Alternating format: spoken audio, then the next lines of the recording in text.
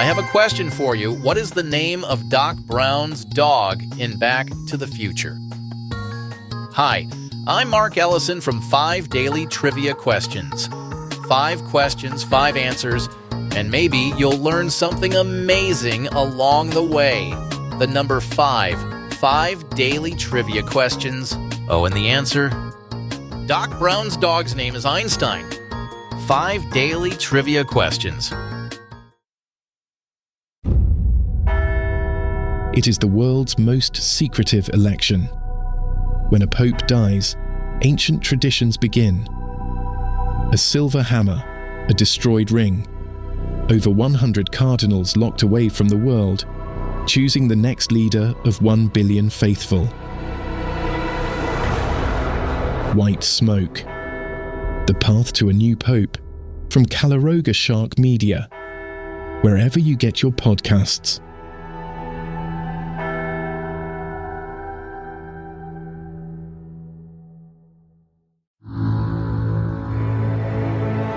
Calaroga Shark Media. From Washington, D.C., where it's USA 1, Mexico 0, this is Ballot. That's right. Mexico miraculously found 10,000 troops they had in the back of the closet. Let's hit this. Wow. President Sheinbaum and Trump just played the world's highest stakes game of let's make a deal. Trump threatened 25% tariffs, and suddenly Mexico found 10,000 troops they had just lying around. What a coincidence! Now these troops are supposedly going to stop migrants and drugs from crossing the border. In exchange, Mexico gets a 1-month tariff timeout and help stopping guns from flowing south. That's like when your neighbor agrees to stop blasting music at 3 a.m. if you help catch the raccoons in their yard. Trump's been on quite the tariff spree lately. He hit Canada with 25%, China with 10%, and tried to smack Mexico with 25%, all in one weekend.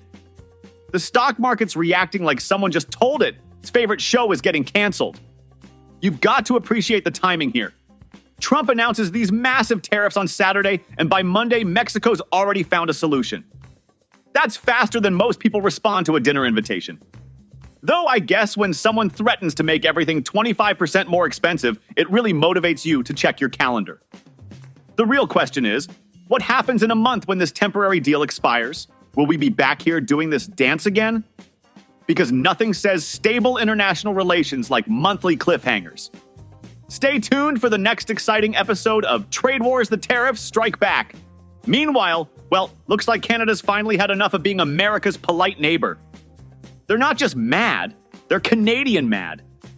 That's like regular mad, but with more apologies and maple syrup. Premier Doug Ford's pulling American booze off Ontario's shelves faster than a hockey player clearing the puck. He's basically saying, no bourbon for you, to the entire province. That's 25% tariffs? Here's 0% American whiskey. And check out Calgary's Lima Coelho family. They're going full Canadian resistance. The son's sewing a maple leaf on his backpack for Europe, while his sister's doing a freedom inventory of their pantry. They're probably measuring their patriotism in metric. Meanwhile, in Windsor, Mayor Drew Dilkins is watching $272 million in daily trade cross the Ambassador Bridge, wondering if Trump just unfriended Canada on Facebook. He's encouraging people to drink local wine instead of California stuff. Though, to be fair, if you're dealing with 25% tariffs, drinking might not be the worst idea. Prime Minister Trudeau hit back with retaliatory tariffs faster than you can say sorry. He's putting fees on 155 billion Canadian dollars worth of American goods. That's like when your roommate eats your leftovers, so you eat their entire grocery haul. The best part? Canadians are now booing at sporting events. That's how you know they're serious. Canadians booing is like New Yorkers giving up complaining about the subway. It just doesn't happen without a really good reason. And Trump exempted energy products. They only get a 10% tariff. Because nothing says I'm tough on trade like making sure you can still get that sweet, sweet Canadian oil at a discount. Marco Rubio just declared himself the new head of USAID, which I'm pretty sure stands for You Seriously Aren't in Charge, Dude. He announced he's delegated the authority to someone, a very specific. That's like saying your homework is being done by my friend, you wouldn't know him, he goes to another school. Meanwhile, they've got the day off because some folks from the Department of Government Efficiency, or DOGE, were demanding access to classified files. And when they couldn't get in, they threatened to call the cops. That's right, the efficiency department couldn't efficiently get into the building, so they went with the classic I'm telling mom approach. Rubio's complaining that USAID is completely unresponsive. Coming from Congress, that's like a sloth criticizing a cheetah's running form. He's touring around El Salvador saying USAID runs counter to our national strategy. Though when pressed about USAID's importance to national security, he backpedaled faster than a clown on a unicycle, saying there are things we should continue to do. And speaking of things Americans don't want, new polls show most of us aren't exactly thrilled about Trump's tariff plans for Mexico and Canada. A Reuters Ipsos poll found 60% oppose Canadian tariffs and 55% oppose Mexican ones. Though according to CNN, 80% of Americans expected Trump to do it anyway. That's like knowing your roommate is going to eat your leftovers. You're not surprised, just disappointed. The CBS YouGov poll showed 59% of people think tariffs will make prices higher. Only 18% think they'll bring prices down. Those 18% probably also think chocolate milk comes from brown cows. But hey, at least we've got Elon Musk, the world's richest man, helping overhaul the federal government. Because if there's one thing that screams efficiency, it's putting a guy who posts memes all day in charge of streamlining international aid. Trump just announced he wanted America to join the Sovereign Wealth Fund Club. Because apparently running the country like a business wasn't enough, now he wants to run it like a hedge fund manager who just discovered their trust fund. Speaking from the Oval Office, Trump declared it's about time this country had a sovereign wealth fund. Treasury Secretary Scott Bessent chimed in saying they'll get this baby up and running in 12 months. Though he was pretty vague on the whole "where's the money coming from" part. Minor detail, I guess. Now, for those wondering what a sovereign wealth fund is, imagine if your country was that friend who always has extra cash to invest. That's basically Norway, China, Abu Dhabi, and Singapore. They've got these massive government-run investment funds from all their surplus money. The US, on the other hand, we've only had a surplus 4 times in 50 years. The last time was 2001, back when Blockbuster was still telling us to be kind and rewind. But Trump's got big plans. He mentioned maybe doing something with TikTok, perhaps not. Real specific there. Nothing inspires confidence in a $1 trillion investment fund like the phrase, perhaps not. And here's the kicker. This whole thing would need Congress to sign off on it.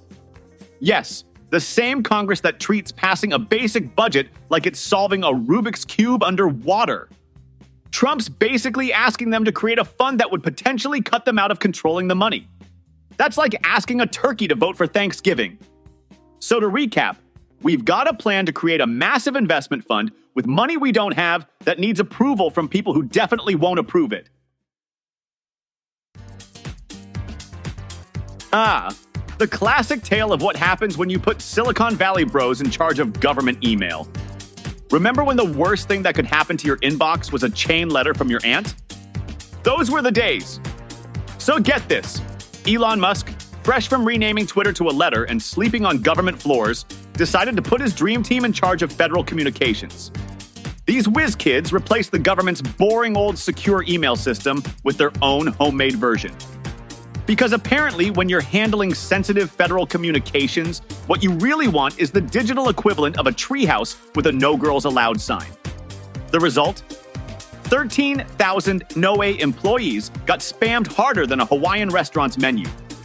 We're talking Scientology newsletters, gene ads, and some particularly creative weather forecasts predicting a 100% chance of chaos with scattered profanity. The best part? Someone named Craig just sent an email that said, "Yo." That's it. That's the email. Craig didn't elaborate on whether this was about the weather, national security, or if he just wanted to say hi to 13,000 government employees at once. This is what happens when you replace your chief information officer with someone whose biggest tech achievement was getting all their apps to update at the same time. Now, the whole system's about as secure as a screen door on a submarine. But hey, at least now we know where all those government weather scientists can get the perfect pair of jeans, so there's that. So, Marjorie Taylor Greene's now doing accent critique like she's Simon Cowell at the world's worst talent show. She watched a French journalist ask a question at the White House briefing and decided the real problem with American media is French accents. The reporter, Sonia Dridi, asked about Trump's response to that deadly plane crash in D.C. And Greene's takeaway was basically, sorry, this press room isn't big enough for multiple languages. She actually posted, and I can't believe this is real. How about that accent from that reporter? I think we need to throw out all the foreign press. American media first. This is coming from someone who represents Georgia in Congress. You know, part of that country founded by immigrants, with that big statue in New York Harbor that says, give me your tired, you're poor. Not give me your journalist, but only if they sound like they're from Kansas. When Dridi saw Greene's post, she responded with the kind of calm that makes you think she's dealt with this before. Marjorie Taylor Greene thinks I should be thrown out of the press room because of my accent, which is a very polite way of saying, did this member of Congress just try to kick me out for being French? You've got to wonder, and in Greene's ideal press room, would we also kick out Arnold Schwarzenegger? Because I'd pay good money to see someone try to tell the Terminator his accent's not welcome. Portions of today's program were made with the help of AI, tariffs, and an email from Craig that said, yo.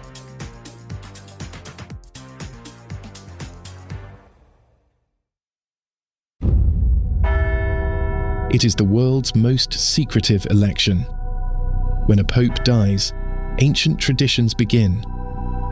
A silver hammer, a destroyed ring, over 100 cardinals locked away from the world, choosing the next leader of 1 billion faithful. White Smoke. The path to a new pope, from Calaroga Shark Media. Wherever you get your podcasts.